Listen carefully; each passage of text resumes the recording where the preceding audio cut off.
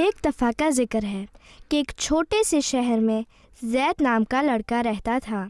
زید کے ابا کی نوکری بہت اچھی تھی، جس وجہ سے وہ بہت امیر تھے۔ اللہ تعالیٰ نے ان کو بہت سی نعمتیں عطا کی ہوئی تھیں، اچھا کھانا پینا، پہننے کے لیے اچھے کپڑے، اور زید کے لیے تو اس کے ابا روز ڈھیر سارے کھلونے لے کر آتے تھے۔ ایک دن جب زید اپنے نئے کھلونوں کے ساتھ باہر کھیل رہا تھا تو اس کے پاس سے ایک بزرگ گزرے اور زید سے کہنے لگے، بیٹا یہ وقت کھیلنے کا نہیں ہے، تھوڑی دیر میں نماز کھڑی ہونے لگی ہے، آپ میرے ساتھ مسجد میں چل کر نماز پڑھو۔ زید نے بہت بدتمیزی سے ان بزرگ کو جواب دیا اور کہا، میں آپ کے ساتھ نماز پڑھنے نہیں جاؤں گا، مجھے تو اپنے نئے کھلونوں کے ساتھ کھیلنا ہے۔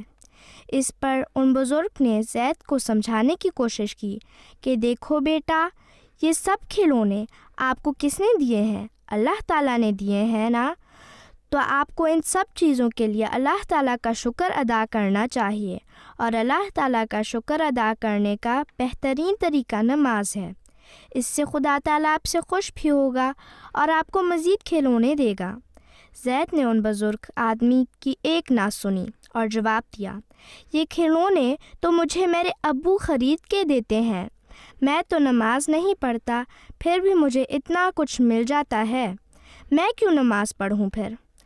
بزرگ نے پھر سے زید کو سمجھانے کی کوشش کی کہ بیٹا، سب نعمتیں صرف اور صرف اللہ کی دین ہے، ایسی باتیں نہیں کرتے، ایسے نہ ہو کہ خدا تعالیٰ آپ سے ناراض ہو جائے اور آپ سے یہ سب چیزیں واپس لے لے۔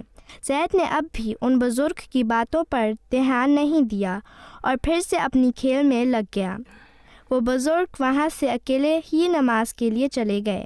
کچھ دن گزرنے کی دیر تھی کہ اچانک زید کے ابا بہت بیمار پڑ گئے اور ڈاکٹر نے ان کو کچھ مہینوں تک کام کرنے سے منع کر دیا۔ اب کام پر نہ جانے کی وجہ سے زید کے ابا کی کمائی رک گئی تھی۔ زید کے امی ابا اب بہت پریشان تھے کہ گھر کا خرچہ کیسے چلے گا، گھر کا کرایہ بھی دینے والا رہتا ہے اور کھانے پینے کے سامان کے لیے بھی پیسے چاہیے۔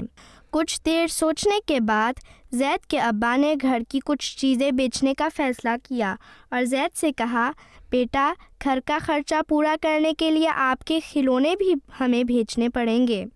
یہ سن کر زید کو اس بزرگ کی سب باتیں یاد آ گئیں اور وہ سوچنے لگا کہ وہ بزرگ تو بالکل صحیح کہہ رہے تھے۔ اب زید کو سمجھ آئی کہ سب نعمتیں ہمیں خدا تعالیٰ ہی عطا کرتا ہے، اور اگر